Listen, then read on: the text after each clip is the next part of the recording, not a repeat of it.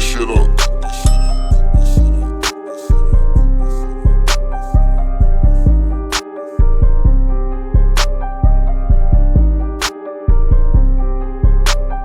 YouTube, what it do, man? Y'all already know who I am. My man Grindhard checking in again with another video.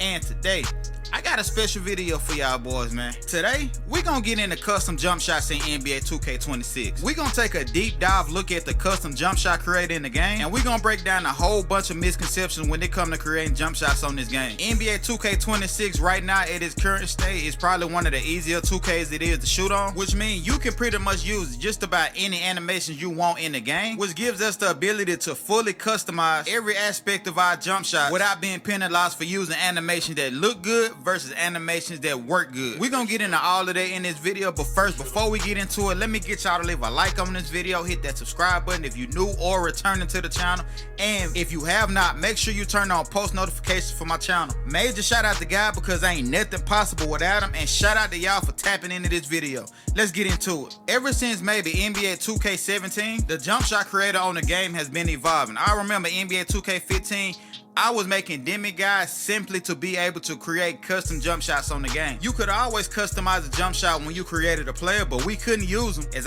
my player jump shots. So having the ability to use a custom jump shot without my players, I think 2K17 might have been a first year, or 2K18, I'm not sure. Y'all can let me know down below in the comment section. But I do kind of remember 2K17 for the most part. You could create jump shots on NBA 2K17, and that was the start of something amazing, and it's been evolving every single year since then. Now, for as NBA 2K26, one of the most important things when creating custom jump shots is understanding your shot attributes. We about to break down every single one of these jump shots. That way y'all boys have a full understanding of what every single one of these attributes mean, which is ultimately gonna make you be able to create whatever type of jump shot you want on NBA 2K26. That way you ain't gotta really lean on NBA 2K creators to drop jump shots, and you'll be able to get in the creator and be able to make whatever type of jump shot you want. Let's start with release height. Release height is gonna be how high your my player jump off the ground when they taking a jump shot, and it's gonna be your lower base for your jump shot. Low graded jump shots mean the my player is not jumping that high off the ground, and higher graded jump shot meaning your my player is getting a lot more air when they taking their jump shots, which means lower grades or faster bases, and higher graded jump shots pretty much slow down your jump shot a little bit. So your base is gonna take away or add to the speed of your jump shot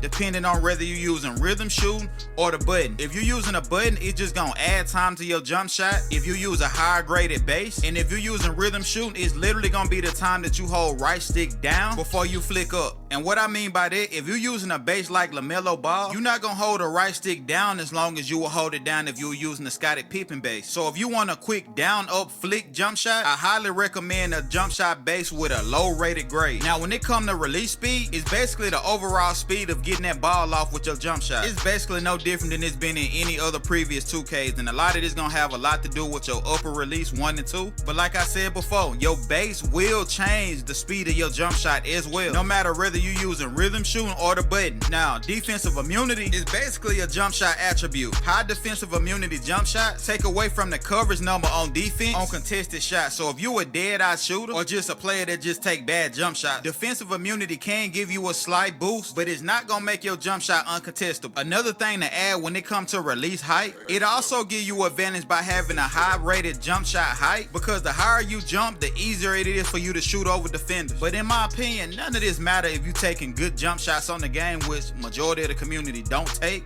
But if you taking good jump shots on the game, the main thing you want to focus on is creating a jump shot that's easy for you to shoot with. Meaning, it don't matter how fast or how high you jump on a jump shot, if you have a hard time timing that jump shot the same way every single time, you're gonna have a hard time shooting on the game. So you always want to create a jump shot that's comfortable for you to shoot with every single time. Now, last but not least, time and stability. Mike Wang described time and stability a while back. It used to be variable shot timing. It changed on NBA 2K24, but basically what that is how fast or how slow your jump shot is when your stamina is low or you being somewhat defended. High time and stability basically means your jump shot time is gonna pretty much be close to the same every single time. If it's a low rated time and stability, you can best believe your jump shot is gonna get a whole lot slower if you being defended or you shooting a shot with low stamina. Now I'm gonna be honest with y'all, when I'm creating custom jump shot, I rarely ever pay attention to the defensive immunity or the time and stability. But I'm not saying that they don't matter, because they obviously do. But like I said earlier, when you taking good shots on the game, variables that got anything to do with me being fatigued or me taking contested shots or dead eye type shots don't really matter, because the amount of times that I'm taking them type shots versus just regular good jump shots on the game is really slim to none. Also, I want to get into the visual cues when it comes to creating custom jump shots on the game. When you're using a custom jump shot on NBA 2K26, the visual cues in the settings does not matter for your custom jump shots. The only visual cue that matters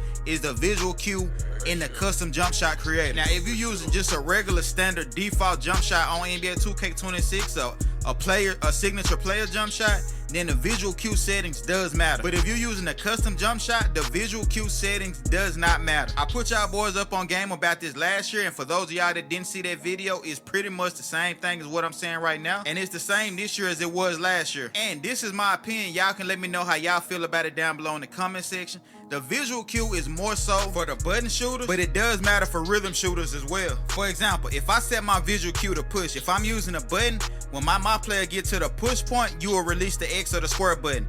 If I'm rhythm shooting, I'll hold right stick down until I get to that visual cue, and at that point, I'll start my flick up motion. Now, if you're still having problems on determining the difference between each visual cue, jump is my player at his highest point. Set point is gonna be when my player bring the ball up to his head. Push is gonna be the flick of the wrist. And last but not least, release is gonna be fingertips. Now, all of this gonna be different depending on what type of jump shots you use. Some jump shots, the set point and the jump point is pretty much the same. But for the most part, set point and push is pretty much gonna be the easiest visual cues to use. But it's all personal preference. But all in all, when creating a custom jump shot, it's all about finding a jump shot that's perfect for you. So if you like a fast jump shot, create a custom jump shot with a low release point, high rated release speed, and boom, you will have a super fast jump shot. If you like a moderate speed jump shot, create a jump shot with a high rated release height and a release speed anywhere from C+ to B+. But it's all about finding the jump shot that fit you. But yeah, that's pretty much all I got for y'all for this video. I just wanted to give y'all an in-depth breakdown of the custom jump shot creator on the game and give y'all a better understanding of what all of these settings mean. Hopefully by understanding all of these settings on the game, it'll make it easy for you to create a jump shot that you want to use versus what you have to use. Down below in the comment section, let me know